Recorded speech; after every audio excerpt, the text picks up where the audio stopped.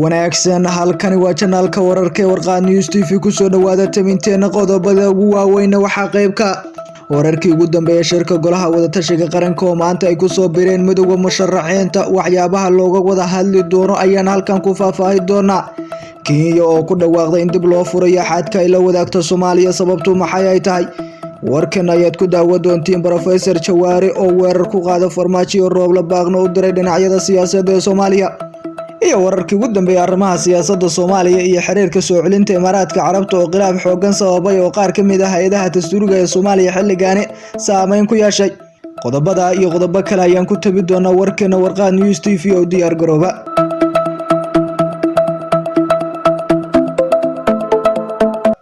mar kale kulan wanaagsan wadayaal ku soo dhawaada qodobada aad maqasheen iyo kuwa kale oo ayna faahfaahintooda gudagalna fadlan muuqaalkan hadduu ku soo gaara si share garay oo saaxiibada kale la sii wadaag page-kana YouTube-kana ku soo biray warqad news tv haddii ayna ku hormarno magaalada Muqdisho caasimadda dalka waxaa wali ka socda shirka golaha wada tashiga qaranka u dhaxeeya ra'iisul wasaaraha xukuumadda Galgaarsiinta Rooble iyo madaxda dowlad goboleedyada iyo duqa magaalada Muqdisho shirkan ayaa gala maalintiisii toddobaad waxaana looga hadlayaa xaaladda taagan gaar ahaan arrimaha doorashooyinka iyo amniga wararka ayaa sheegaya in maanta shirka ay ka socdo golaha wada tashiga qaranka ay ku soo biirayaan midowga musharaxiinta xogta ayna ka helayna shirka ayaa golaha wada tashiga qaranka ee maanta ka socdo magaalada Muqdisho waxaa ku soo biiray golaha midowga musharaxiinta ee mucaaradkaasi looga dhageysto tabashadooda ku aadan doorashada kulankan ayaa la filayaa in lagu soo afjaro cabashooyinka laga soo gudbiyay qaabkii u dhacday qaar ka mid ah doorashadii kuraasta golaha shacabka ee Soomaaliya hore loo doortay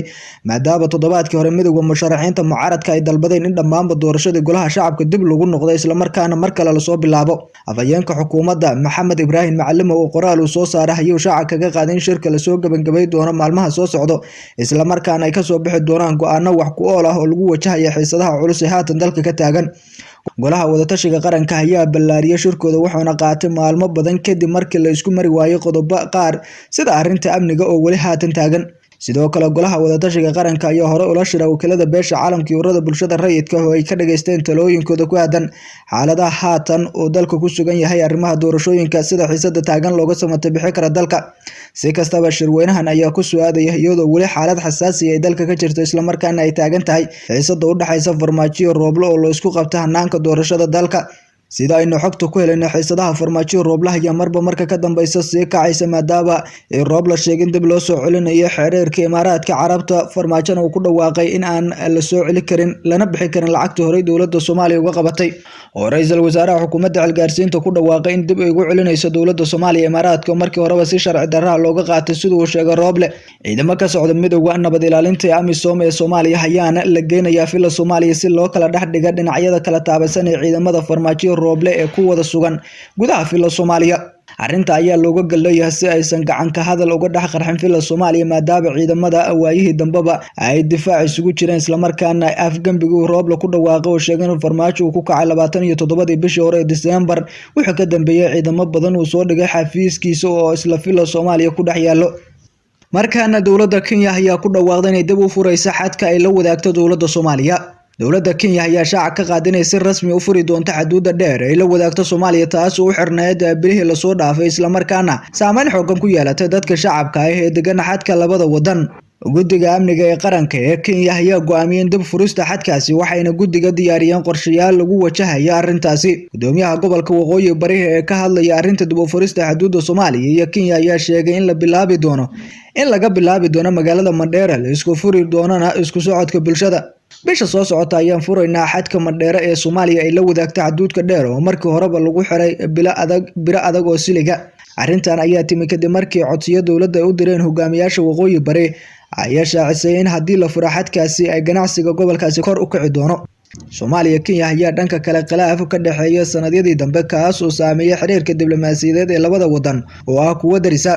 arrintan ayaana haddii la furo waxaa labada dal si gaar ah dadka shacabka ah oo halkaasi wada dega xuduudda gobolada ay noqon doonto mid oo fursado badan u sahlo isla markaana ganacsiga labada dhinac uu saameyn xooggan u yeesho maadaama shacabka ay isku gudbi karaan xirnaanshaha xadka Kenya ay la wadaagto Soomaaliya oo hore u xirtay dowladdaas oo sheegeen inay uga hortagayaan xaalada amni darteed waxay ka dhalatay saameyn xooggan oo shacabka labada xuduud soo wajahday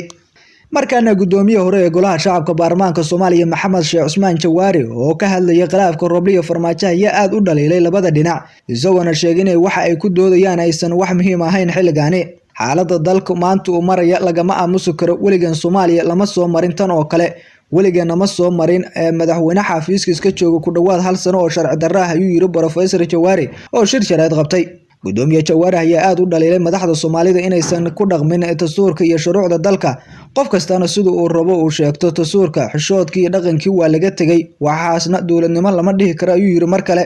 sidoo kale Jawaari ayaa sheegay in madaxda ku shiraysa Muqdisho ay isku dan yihiin mid kastana uu doonayo sidoo xildhibaan uu rabo isaga u soo saarto isaga taabacsan dhinac kasta waxa uu raadinayaa waa baadil waxaan loo baahan yahay waa tanaasul ayuu yiri mar kale Maxamed Sheekh Cusmaan Jawaari oo sii hadlayay ayaa yiri hadda waxay u muuqataa madaxtooyada iyo xukuumadda iyo madaxda maamul goboleedyada waxay rabaan waa isku mid dhinac kasta waxa uu rabo inuu soo saarto xildhibaan isaga doonayo war waxaan idin leeyahay danta guud ee dalka ka fakara oo waxa qaaska ah ee danaha gaarka dib noogu dhiga Jawaari waxa uu sheegay in hogaaminta baarlamaanka dalka loo doorto 2 jeer intii aan hayay xilkaasi aniga oo haysta taageero ugu filan waxa si xun ee caadi ahayn ila dhaqman laanta fulinta oo markii aan firiyo danta guud ee dalka ay soo baxday in shacabkayga u tanaasulo aniga oo eegaya mustaqbalka dambe sidoo kale Professor Jawaari ayaa sheegay mas'uuliyadda amniga iyo waxyaabaha la isku haysto ay ku cad yihiin dastuurka dalka u degsan kaas oo sida muuqato aan lagu dhaqmay sidoo xusay Professor Jawaari ayaa ugu dambeyntii dhinacyada siyaasadda ee Soomaaliya ugu baaqay in xaaladda adag ee maanta dalka ku jira loo madoobo isla markaana sida looga samatan bixin lahaa oo dalka doorasho hufan ay uga dhici lahayd loo diyaar garoobo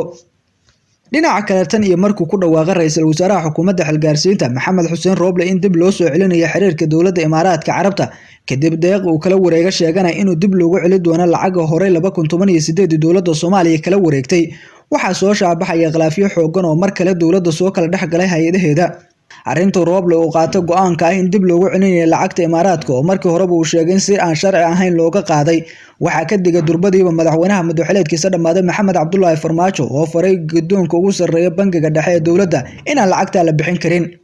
arintan ayaa mar kale dab xooggan ku sii shiday khilaafka Farmaajo iyo Roble oo markii horeba adkaa waxa marka ka dambaysa soo shaabaxaya khilaaf horle oo ka dhax qarxaya madaxweynaha madaxweynaha dhamaaday Farmaajo iyo sidoo kale Roble lacagta Imaaraadka Carabta laga qaatay ayaa la sheegayaa in ay saameyn xooggan ku yeelan doonto hadii mar kale laga bixiyo bangiga dhexe ee dowladda oo Farmaajo uu ka digay taas oo qayb ka ah amniga guud ee dalka arrimaha doorashooyinka Roble waxa uu qaadanaya waayihii dambe go'aano culus oo kaligiis ah waxaana madaxweynaha madaxweynaha dhamaaday uu ka digay in lacagta la bixiyo Imaaraadka maadaama uu ku sheegay go'aan hal qof qaatay taasina ay ka weyn tahay qarannimada Soomaaliya waa sidoo xusay inta ayaan ku soo gabagabaynaa tabinteena wararka aad kala socoteen channelka wararka ee Warqad News TV fadlan muuqaalkan aad ku soo gaara saaxiibada kale la wadaag waad ku mahadsantahay daawashada muuqaalkan tan iyo warka mid la mid ah nabadgelyo